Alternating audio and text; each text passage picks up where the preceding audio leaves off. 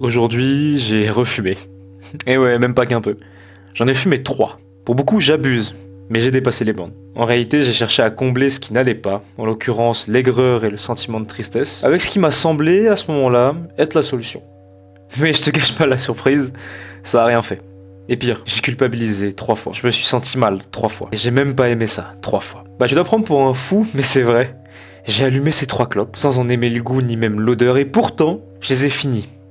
Je les ai finis jusqu'au cul même. Après ça, je m'en suis voulu. Et pour la énième fois, j'ai regardé par énervement et aussi par frustration des vidéos sur l'arrêt de la clope. Mais au fond, je savais très bien quoi faire. J'avais juste besoin de me rassurer et ça a marché. Même mieux, ça m'a soulagé, parce que ça m'a montré que c'était possible. Dans une des vidéos que j'ai regardées, l'homme dit « Rien de tout ça n'est faisable facilement sans l'élément le plus important, la volonté d'arrêter. » Alors cette fois, je l'espère. J'aurais vraiment envie d'arrêter. Pas pour mon petit ego, ni même pour la quiétude de mon entourage, mais pour moi. Alors une fois de plus, je mettrai le pied à l'étrier et j'avancerai sans elle. Parce que je me suffis, et c'est bien ainsi.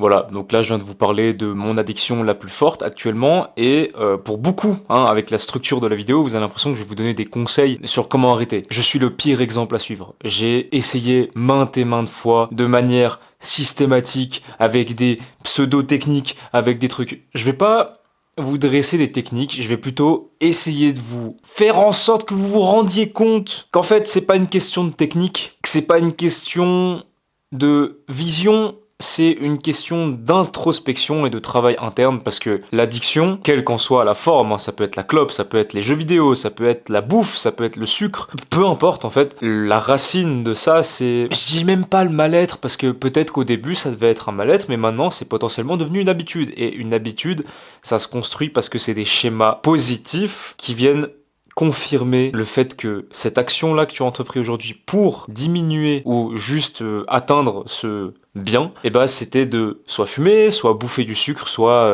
être sur son téléphone et scroller des heures, parce que ça fait du bien en fait. Je vais pas te parler de dopamine, parce qu'on est en 2025 et on a compris, ça nous casse les couilles, mais tout ça pour te dire qu'il n'y a pas de solution pour arrêter la clope, si ce n'est celle d'arrêter. Ouais, oui, moi aussi ça me fait chier. Moi aussi ça me fait chier. Moi aussi j'ai envie de me cacher derrière un mur, j'ai envie de me cacher derrière des excuses, j'ai envie de me cacher derrière des solutions. Mais non, il n'y a pas d'autre solution. La seule solution, c'est d'arrêter.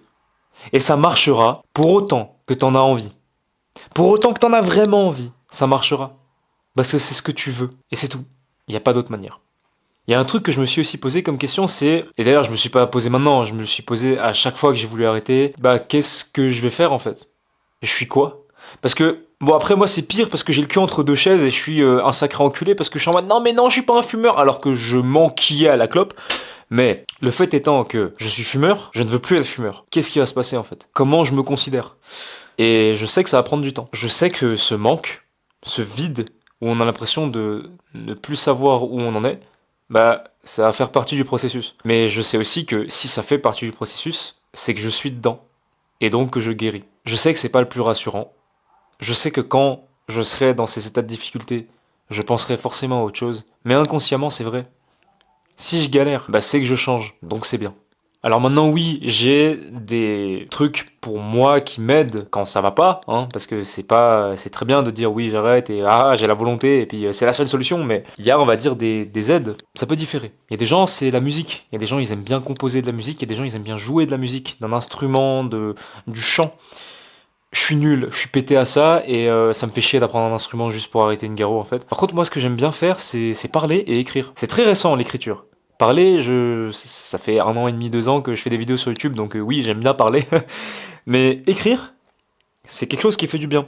Et c'est pas forcément obligé que ce soit lié à la cigarette, ça peut être une écriture libre, ça peut être l'écriture d'un scénario.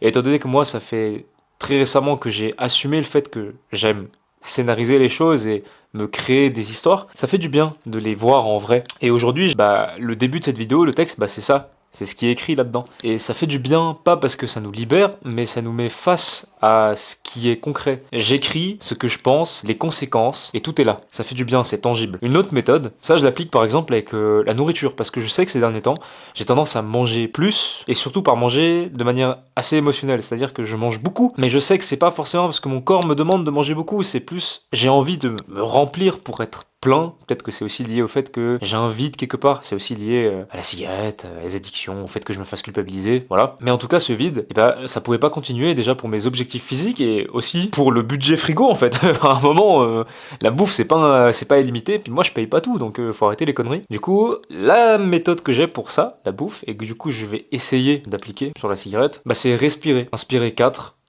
retenir 7, expirer 8, autant de fois qu'il le faut pour que je me calme. Parce qu'en fait, ce qui se passe avec la nourriture, quand je fais ça, je prends conscience de ah ouais, putain, en fait, l'assiette, elle est là, il y a de la nourriture, je vais manger pour ce que la nourriture est, c'est-à-dire un moment soit de partage, de plaisir pour les papilles, et aussi de manière fonctionnelle. Et pas, ouais, putain, je vais me remplir pour combler quelque chose. Non, je prends le temps qu'il faut pour calmer mon cerveau d'obèse dans un corps de gars fit. Voilà, c'est les deux méthodes, mais j'ai l'impression qui, pour moi, me soulagent. Maintenant, à toi de trouver les tiennes, à toi d'explorer. Je dis pas qu'il faut cacher, je dis juste que, bah voilà, il faut prendre conscience que on passe d'un état à l'autre, et qu'en général, cette période de transition-là, elle est pas évidente. Et on a tendance à être perdu, et c'est plus facile de revenir à une identité qu'on connaît, plutôt qu'à une autre qu'on se doit de découvrir de force, en quelque sorte. C'est plus facile, ça fait moins peur. Et moi actuellement, bah oui, je suis craintif vis-à-vis de la situation qui va venir à moi, sur le chaos qui va s'appliquer à moi, en plus, tu vois. Mais bon, le chaos, ça fait partie de la vie et c'est comme ça. Pour pouvoir avancer, pour pouvoir, moi, dans ma vision de mon évolution, bah, il faut que je fasse ça. Et j'ai envie de changer. Donc il faut que je passe par là. Pour terminer la vidéo, rien à voir. D'ailleurs aussi, abonnez-vous, mettez un commentaire et un j'aime et repartagez ça parce qu'en vrai peut-être que ça pourra aider certains et certaines. Même si je sais que j'ai genre 99% de ma communauté masculine. Parenthèse fermée, voilà mes couilles. Merci. Merci pour la dernière vidéo. Merci pour l'accueil, merci pour les commentaires, merci pour tout, merci pour le soutien en fait. Vous êtes des boss. Je vous aime hyper fort, sachez-le, vous comptez beaucoup pour moi. Hein, vous n'êtes pas juste des pélos derrière votre écran qui regardent un autre pélo qui fait des vidéos. Non, je vous considère. Vous m'aidez autant que je pourrais potentiellement vous aider. Et vraiment, ça me fait du bien. Et il y a aussi une raison pour laquelle moi, mes DM sont ouverts. C'est parce que ça me fait plaisir de partager avec vous. Donc voilà, encore une fois dans la description, mon Instagram est là. Venez me rejoindre. Ça se trouve, je vais faire un canal de discussion ouvert où on pourra parler tous ensemble. Mais pour l'instant, je m'occupe de faire DM en DM, et puis des fois ça arrive, donc c'est toujours intéressant et c'est toujours enrichissant parce que je reçois des messages de remerciements, des messages d'encouragement, des messages de demande d'aide, des trucs comme ça, et puis ça fait toujours plaisir de répondre. Donc n'hésitez pas, faites un saut, ça prend 3 secondes, et si vous avez la flemme, c'est normal, je comprends. Moi sur ce, je vous fais des bisous, ciao.